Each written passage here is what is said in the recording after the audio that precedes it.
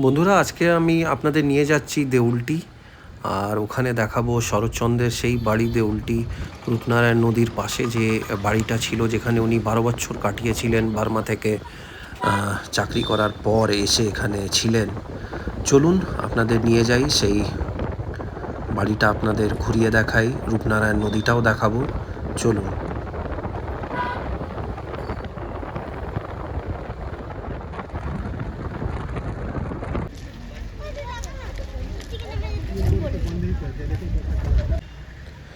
এই সেই গেট, আর এই গেটের দুপাশে শরৎচন্দ্রের কিছু লেখার মধ্যে থেকে ওতে ক্ষুদিত। আর এই দেখুন ক্ষুদিত কিছু লাইন শরৎচন্দ্রের লেখা এই গেটের দুই পাশে। আর এই পুরো চারিদিকে বাগান, গাছপালা, এই সেই রোড, আর এই সেই পুকুর। এই পুকুরেই গণেশ আর কার্তিক মাছ দুটো থাকতো, ওনার পোষা মাছ।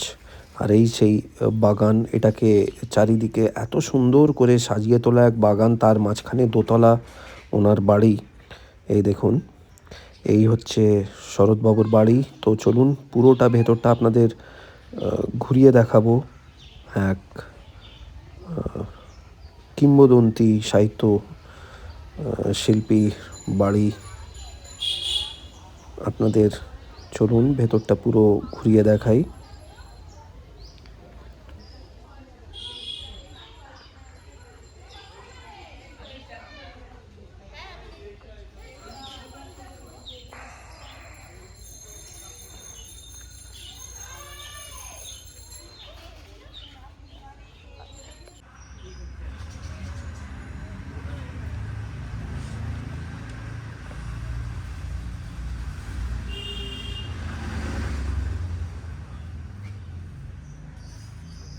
এটা লিখতেন, এটা লেখার ঘর। এই যে চেয়ারটা রয়েছে, এই চেয়ারটায় উনি বসতেন, ওই টেবিলে খাতা রাখতেন, আর সোজা জানলাটা খুলে দিতেন। তখন বাঁশঝাড় পাঁচিলটা ছিল না, রূপনারায়ণ নদী ক্ষেত দিয়ে বইতো। ওনার লাঠি লক্ষ্য রাখুন, একদম কোণে জুতো কাঁচের ভেতর সুতো দিয়ে বাঁধা রয়েছে, 2 নম্বর র্যাকে। ওনার নিচে যে মৃত্যুসজ্জায় ছবিটা রয়েছে, ওনার দ্বিতীয় পক্ষের স্ত্রী হিরণময়ী দেবী। শরৎচন্দ্রের মৃত্যুর পরও হিরণময়ী দেবী বাড়িতে 23টা বছর কাটিয়েছিলেন। এইটা ওনার ছোট ভাই প্রকাশ চন্দ্র চট্টোপাধ্যায়। জীবনের শেষ 12 বছর উনি বাড়িতে কাটিয়েছিলেন, 1926 থেকে 1938। এই ঘরটা যাবেন।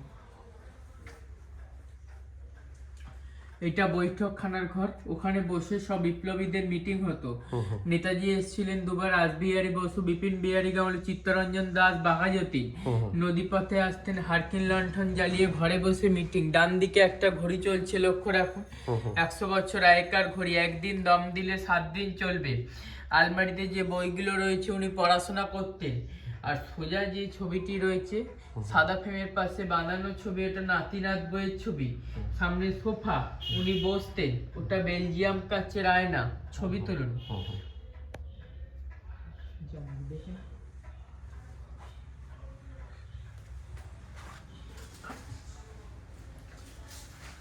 এটা চিকিৎসার ঘর, উনি বিনা পয়সায় গরিব দুঃখীদের হোমিওপ্যাথি চিকিৎসা করতেন। চরকা রয়েছে, লক্ষ্য রাখুন। হাওড়া জেলা কংগ্রেস উনি প্রেসিডেন্ট ছিলেন, তখন জাতীয় কংগ্রেসের সিম্বলটি যে চরকা। ওই যে ইজি চেয়ারটা রয়েছে, উনি বসে চিকিৎসা করতেন, গরিব দুঃখীদের বিনা পয়সা হোমিওপ্যাথি চিকিৎসা করতেন। এই ঘরটি হলো চিকিৎসার ঘর।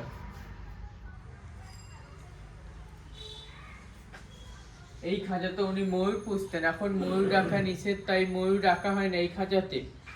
এই যে কাটা অংশ পেয়ারা গাছটা পড়ে রয়েছে, এটা রামের সুমতি গল্পের পেয়ারা গাছ। এই পেয়ারা গাছটা। হ্যাঁ, আর সামনের পুকুরে ছিল কার্তিক গণেশ দুটো মাছ, রুই আর কাতলা। উনি না খেতে সোনার নোলক পরিয়ে রেখেছিলেন। আচ্ছা। উনি যখন দুপুরে খাবার দিতেন, কার্তিককে ডাকলে কার্তিক আসতো, গণেশকে ডাকলে গণেশ আসতো সামনের পুকুর থেকে। আচ্ছা আচ্ছা। এই খাঁচাতে উনি ময়ূর পুষতেন, এখন ময়ূর রাখা নিষেধ, তাই ময়ূর রাখা হয় না এই খাঁচাতে।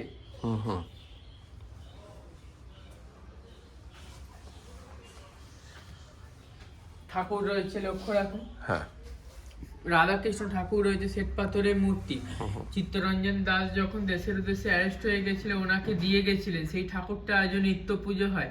চিত্তরঞ্জন দাসের বাড়ির ঠাকুর। আলমারিতে ওষুধ রয়েছে, লক্ষ্য রাখুন। রাধাকৃষ্ণ ঠাকুরের পাশে ওটা লক্ষ্মীর হাঁড়ি রয়েছে। রাধাকৃষ্ণ ঠাকুর শ্বেত পাথরের মূর্তি।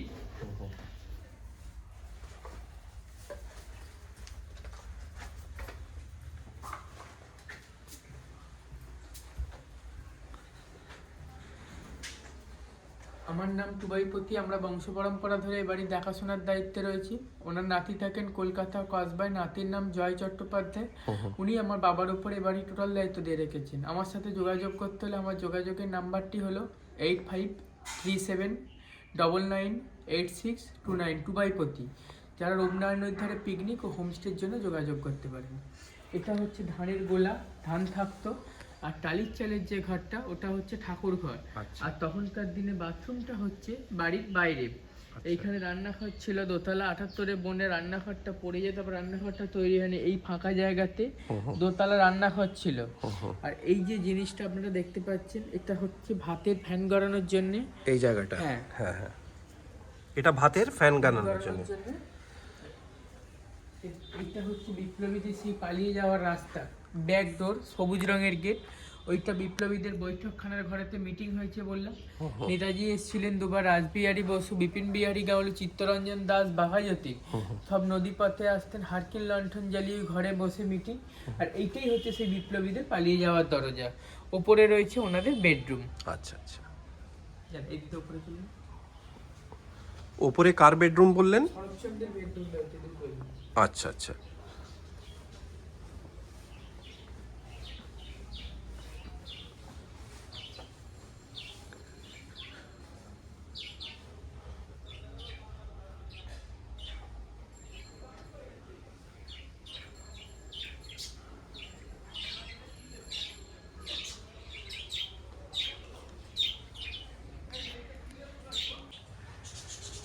এটা দ্বিতীয় তলা।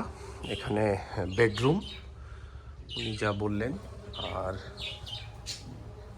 এই দেখুন, একটু ভেতরে গিয়ে আপনাদের সব দেখিয়ে দিই।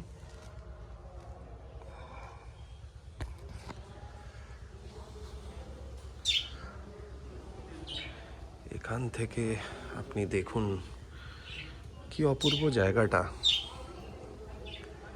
এই হলো শরৎচন্দ্রের বাড়ি দেউলটিতে।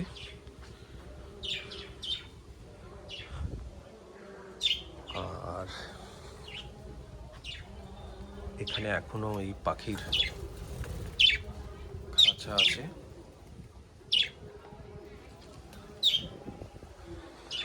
এই দিকটা একটু দেখিয়ে দিই আপনাকে। এই দেখুন, এইখান থেকে ক্লিয়ার একটা ভিউ পেয়ে যাবেন। এই যে বেডরুমের,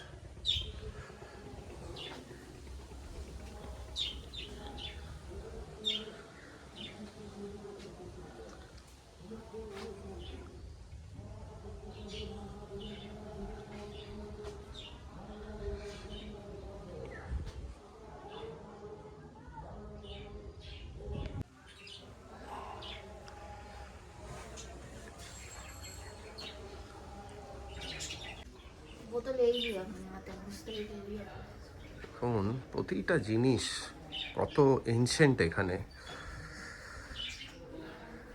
ইভেন যে এই জানলার এগুলো লাগাবার,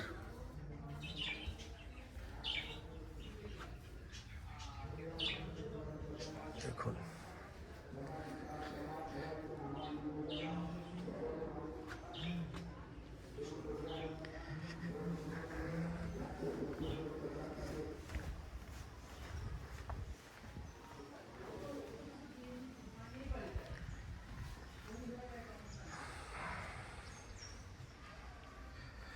বাথরুমগুলো ওই দিকে ছিল।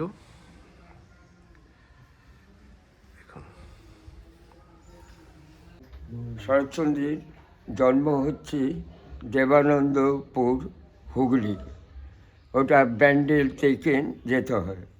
পড়াশোনা করেছিলেন মামার বাড়ি বিহার ভাগলপুর। ভাগলপুর থেকে উনি চাকরি করতে চলে যান বার্মায়। প্রথম পক্ষে বিয়ে করেন বার্মাতে। শান্তি দেবী স্ত্রীর নাম ছিল।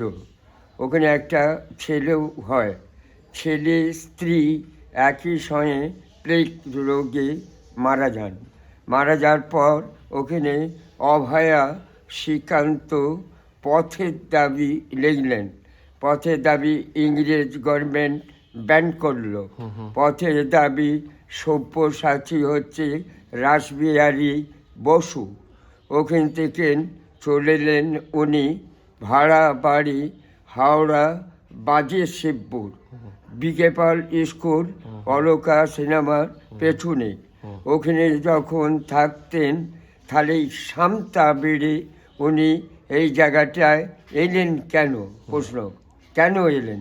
এই বাড়ি থেকে পাশের গ্রাম গোবিন্দপুর।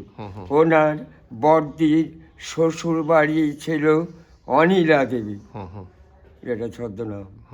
দিদির বাড়ি আসতেন তখন নদীটা, এই রাস্তা রূপনারায়ণ নদী, রূপনারায়ণ যেটা, হ্যাঁ রূপনারায়ণ নদী রাস্তার গা দিয়ে বইত। আচ্ছা 1923 সালে জায়গাটা কিনেন। 1925 সালে বাড়িটা তৈরি করেন। আর 26 থেকে 38 অবধি এই বাড়িতে কাটিয়েছিলেন। এই বাড়ি থেকে উনি অসুস্থ হয়ে পড়লেন, চলে যান বালিগঞ্জ অশ্বিনী দত্ত রোড টাঙ্গুলা পার। ওখান থেকে সরোজবাবু ভর্তি হলেন সুবীর চ্যাটার্জির পাগ নার্সিং হোমে। সরোজবাবু লিভার ক্যান্সার, 61 বছর বয়সে 16 জানুয়ারি ওনার মৃত্যু। তারপরে ওখান থেকে উনি দাও হলো কেওড়াতলায়। ওইখানে 3টে স্মৃতিসৌধ আছে, যাবেন। ওখানে চিতা বস্ত্র রাখা আছে। আচ্ছা আচ্ছা, আপনার নামটা স্যার? দুলাল মান্না। হ্যাঁ, এই বাড়ি 60 বছর দেখাশোনা করছি। ওনার নাতি জয় চট্টোপাধ্যায় আমাদের দুজনকে রেখেছেন। উনি আমাদের মাইনে দেন, আমরা পাই। ঠিক আছে। বামুনের মেয়ে পল্লী সমাজ শ্রীকান্ত চতুর্থ পর্ব কমললতা লাস্ট লিখেছিলেন বিপ্লব দাস। এখানে লাস্ট লেখা বিপ্লব। হ্যাঁ হ্যাঁ হ্যাঁ হ্যাঁ হ্যাঁ, ঠিক একদম। আর ওখানে 3টে স্মৃতিসৌধ আছে, হ্যাঁ। ওখানে নাম লেখা আছে পড়ে নেবে। ঠিক আছে। ওনার এক ভাই হ্যাঁ। বেলুর মাঠে মহারাজ হয়ে যান। আচ্ছা। ওনার নাম ছিল প্রভাস। ঠিক। বেলুর মাঠে যারা মহারাজ হন হ্যাঁ। তাদের স্বামীজি নাম থাকবে। ঠিক ওটা লেখা আছে স্বামী বেদানন্দ। ঠিক। ওনার মেজো ভাই, ওখানে যান, ঠিক ওখানে আছে। নাম লেখা আছে।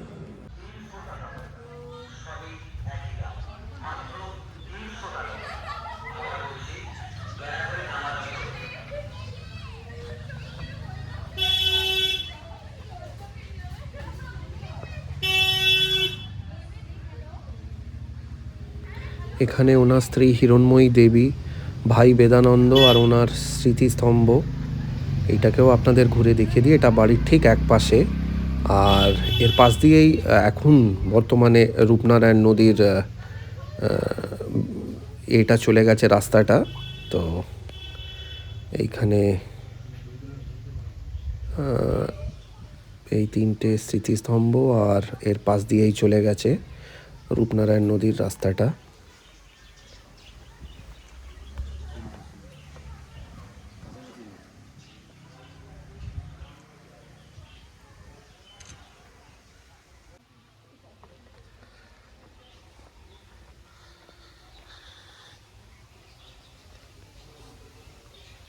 এই দেখুন বাড়িটা চারিদিক থেকে আপনাদের দেখাচ্ছি।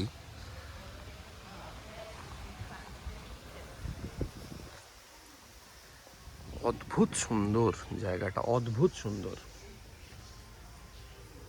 আর সবচেয়ে বড় ব্যাপার হচ্ছে চারিপাশে গেট আছে, খোলা মেলা বাগান বাড়ি। আগেকার দিনে এখানে বসে কতই ওই টাইমের যে ঐতিহ্য সেটা আপনারা বোধহয় দেখতেই পাচ্ছেন। এই দেখুন, এই দেখুন।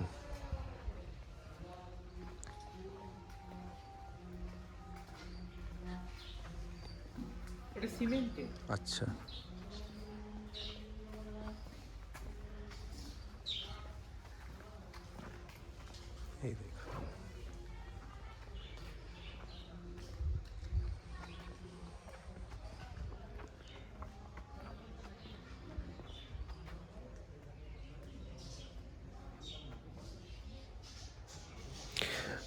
ভাবতে পারছেন তখনকার দিনে এখন এত গ্রিনারি বাগান, তখনকার দিনে আরও সবুজ ছিল, নদী আরও কাছে ছিল, পাখির ডাক আরও বেশি ছিল।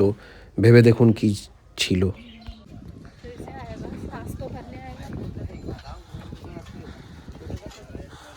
বন্ধুরা, এই হচ্ছে সেই রূপনারায়ণ নদী। এই দেখুন, এই হচ্ছে সেই রূপনারায়ণ নদী, যেটা শরৎচন্দ্রের ঠিক ওই যে বাড়িটার ওইদিকে, বাড়িটার পাশ দিয়ে আগে হতো।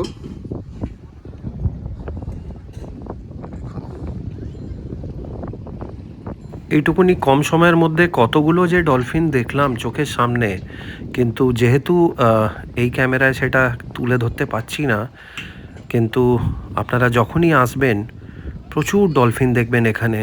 এই দেখুন, এই দিকটা আবার একটা, আর এই নদীটার তো কি বলবো, মুগ্ধ হয়ে দেখছি।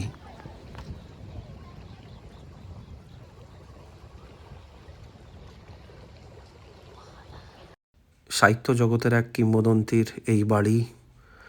মান্নাবাবু, খুব ভাল লাগলো। সুস্থ থাকবেন, ভালো থাকবেন। আর এই সেই রূপনারায়ণ নদী। আশা করি ভালো লাগলো ভিডিওটা। ধন্যবাদ। আমি রাজা বোস।